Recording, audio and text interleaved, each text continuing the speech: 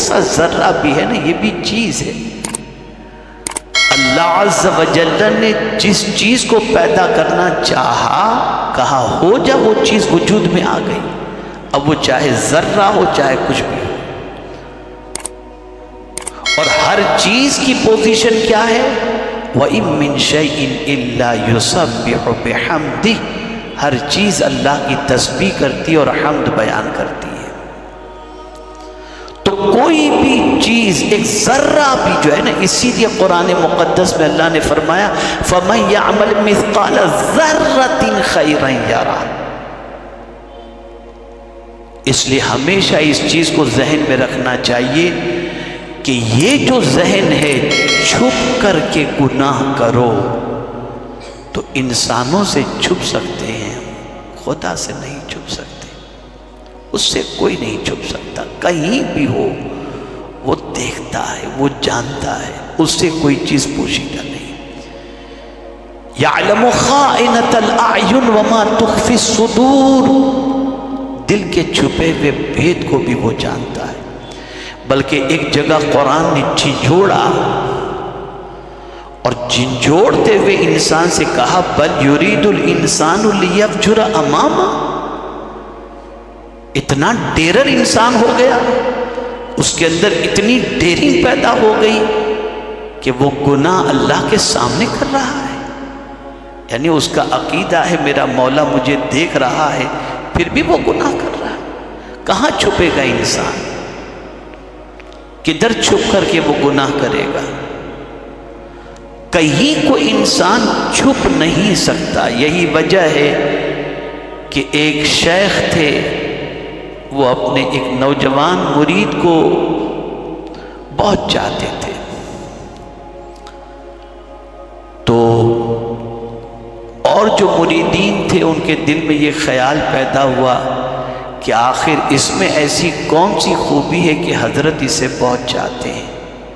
یہ بات حضرت کے کانوں تک پہنچی تو حضرت نے اس کے چاہنے کی وجہ کے اظہار کے لیے ایک فیصلہ فرمایا، ایک پرندہ دیا سب کے ہاتھ میں اور فرمایا جاؤ اس کو جا کر ایسی جگہ ذبح کرو جہاں کوئی دیکھنے والا نہ ہو۔ سب بھاگے لے کر کے، اور جب سب بھاگے تو کوئی دیوار کے پیچھے، کوئی درخت کے پیچھے، کوئی کہاں، چھپ چھپ کے سب نے ذبح کیا۔ لیکن جس مرید کو حضرت بہت زیادہ چاہتے تھے وہ زندہ پرندہ لے کر کے حاضر ہو گیا۔ سب نے حضرت کے پوچھنے پر جواب دیا حضور ہم نے ایسی جگہ ذبح کیا ہے جہاں کسی نے دیکھا ہی نہیں، کوئی دیکھنے والا نہیں تھا۔ کسی نے کہا دیوار کے پیچھے، کسی نے کہا درخت کے پیچھے، اس طریقے سے لوگوں نے اپنے حساب سے کہا۔ پھر جو زندہ پرندہ لے کر کے جو مرید آیا تھا جسے آپ بہت چاہتے تھے، آپ نے اس سے فرمایا کہ تو نے ذبح نہیں کیا؟ کہا حضور آپ نے فرمایا تھا ایسی جگہ ذبح کرنا جہاں کوئی دیکھنے والا نہ ہو، تو مجھے کوئی ایسی جگہ نظر نہیں آئی جہاں خدا دیکھنے والا نہ ہو، اس لیے میں زندہ لے کر کے حاضر ہو گیا۔ تب سب مریدوں کی آنکھیں کھلی کہ اس مرید کو حضور کیوں چاہتے ہیں، اس مرید کو۔ اور یہ تصور رمضان دینے کے لیے آتا ہے۔ ماہ رمضان کا سب سے بڑا سبق یہی ہے جسے ہم بھول گئے۔ سب سے بڑا سبق ماہ رمضان کا یہ ہے کہ یہ تصور زندہ کرنا کہ اللہ دیکھ رہا ہے۔ اس لیے غلطی سے بھی آدمی جو ہے وضو کرتے کرتے بھی پانی نہیں پی لیتا، پیاس لگی ہے تب بھی۔ گھر میں فریج میں کھانا پڑا ہوتا ہے، اکیلا ہوتا ہے پھر بھی نہیں کھاتا، کوئی دیکھنے والا نہیں ہوتا پھر بھی۔ وجہ یہی ہے کہ ایک ہی چیز سوچتا ہے کوئی نہیں دیکھتا، خدا تو دیکھ رہا ہے۔ اور یہ 2-3 دن کی پریکٹس نہیں کروائی جاتی، 1 مہینے کی پریکٹس کروائی جاتی، لیکن پھر بھی تبدیلی نہیں آتی۔ بڑی پیاری بات کسی نے کہی ہے کہ ہم کیا ہیں وہ دکھانے رمضان مبارک آتا ہے، ماہ رمضان آتا ہے، ہم کیا ہیں؟ توجہ چاہوں گا اس جملے پر، ہم کیا ہیں یہ دکھانے ماہ رمضان آتا ہے۔ اب آپ سوچتے ہوں گے کیا مطلب؟ مطلب یہ ہے کہ شیطان تو قید کر دیا جاتا ہے، پھر ہم سے گناہ کیوں ہوتے ہیں؟ شیطان تو قید کر دیا گیا، پھر ہم سے گناہ کیوں ہوتے ہیں؟ تو گناہ ہونے کی وجہ ہمارا وجود جو گناہوں کا عادی بن چکا ہے اور نفس کے جو ہم غلام بن چکے ہیں، یہ چیز ہمارے اندر اتنی سرایت کر چکی ہے کہ اگر شیطان قید بھی کر دیا جائے تو ہم کسی شیطان سے معاذ اللہ آج کا انسان کم نہیں ہے، کم نہیں، الا ماشاء اللہ۔ تو قرآن کہتا ہے یستخفون من الناس ولا یستخفون من اللہ وہو معہم، وہ ان کے ساتھ ہے، اللہ اکبر، وہ ان کے ساتھ ہے۔ یہی وجہ ہے کہ اس تصور نے صحابہ اولیاء کو ہمیشہ گناہوں سے بچنے میں مدد کی، اس تصور نے، اور یہی تصور ذہن سے اوجھل ہو چکا جس کی وجہ سے چھوٹے گناہ تو چھوڑیے، آج تو کبیرہ گناہ کرنے کے اندر بھی آدمی ہچکچاتا نہیں۔ اللہ تعالیٰ اپنے حبیب صلی اللہ علیہ وسلم کے صدق و طفیل سب کی حفاظت فرمائے۔ 5ویں پارے کی آخری آیت، یہ بھی ضمیر کو جھنجھوڑنے کے لیے بڑی عظیم آیت کریمہ ہے اور بڑا عظیم درس اس کے اندر موجود ہے۔ اللہ ارشاد فرماتے ما یفعل اللہ بعذابکم، اللہ تم کو عذاب دے کر کیا کرے گا؟ کیا کرے گا اللہ تم کو عذاب دے کر؟ کیا وہ اپنی طاقت دکھانا چاہتا ہے؟ نہیں، وہ تو اتنی طاقت، اس کی اتنی طاقت ہے کہ تم آسمان دیکھو، زمین دیکھو، چاند دیکھو، سورج دیکھو، زلزلے دیکھو، سونامی دیکھو، یہ ساری چیزیں تو بتا دی کہ وہ کتنا طاقتور ہے۔ وہ اپنی طاقت کا اظہار تھوڑی کرنا چاہتا ہے نا، پھر اللہ تم کو عذاب دے کر کیا کرے گا؟ بس عذاب کا ریزن 2 چیزیں ہیں۔ ما یفعل اللہ بعذابکم ان شکرتم، اگر تم شکر کرو، جب ناشکری ہوگی عذاب آئے گا۔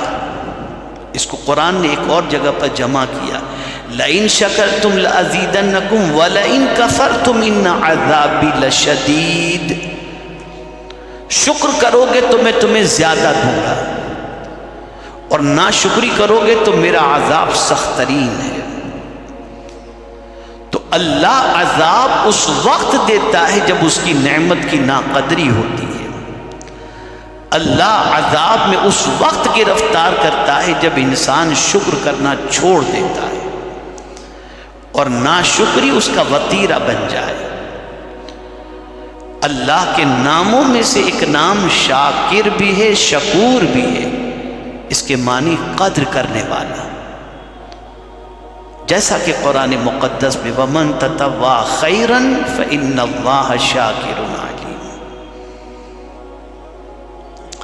جو اللہ کی رضا کے لیے بھلائی کا کام کرے تو بے شک اللہ قدر کرنے والا ہے اور جاننے والا ہے۔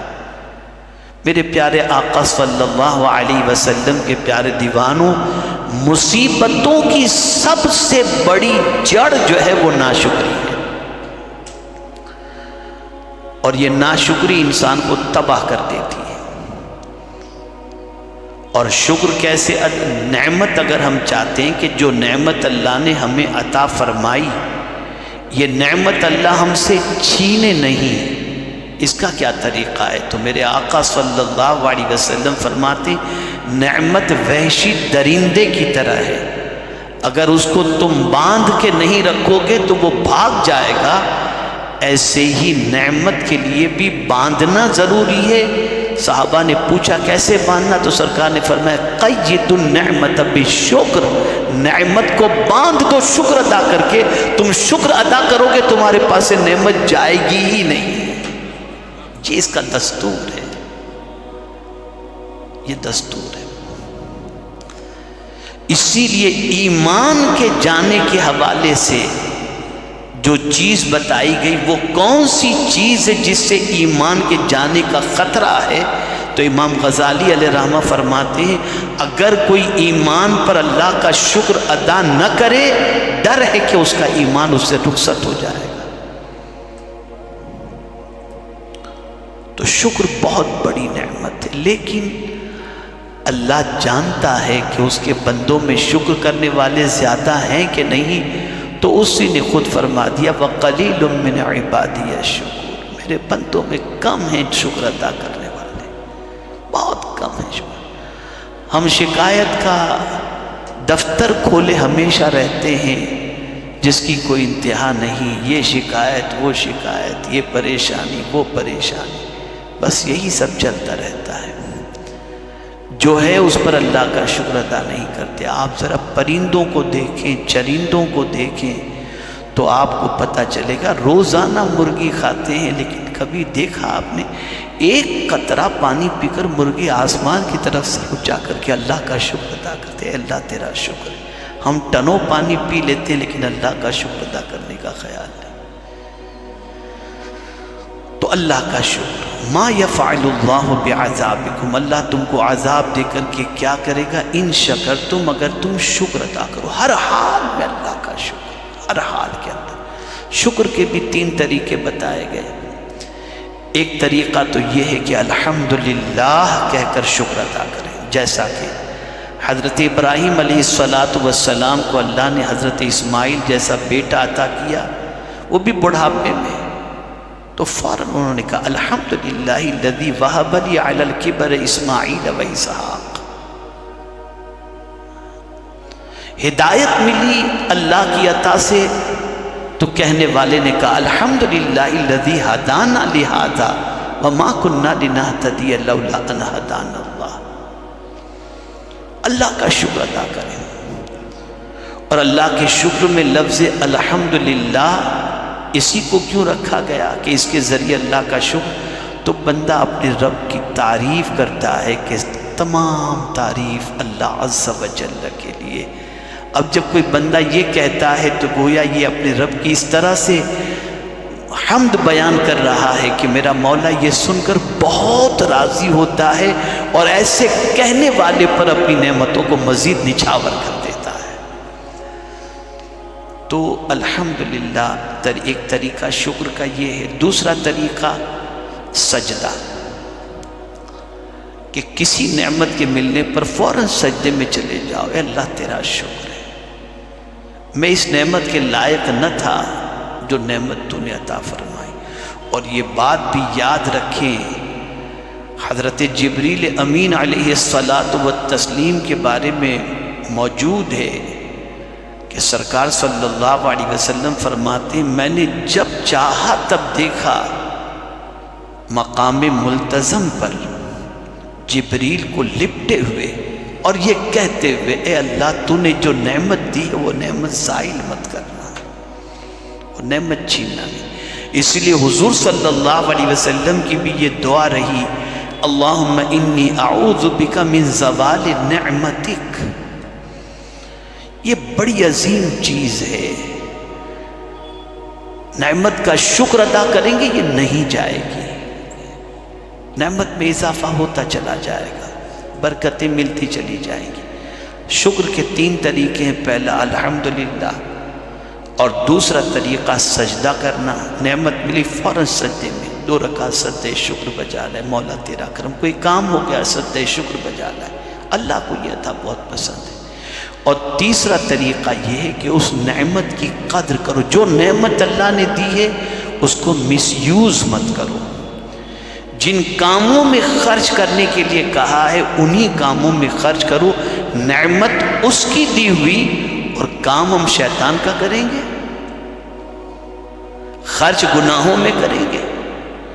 یار ایک بیٹے کو آپ اگر کوئی چیز 2 پیسے دو، 50 100 500 1000 روپے، اور وہ بیڑی سگریٹ میں اڑا کر کے آ جائے تو آپ برداشت نہیں کرتے، تجھے اسی لیے میں نے پیسے دیے تھے کہ تو یہ کام کر۔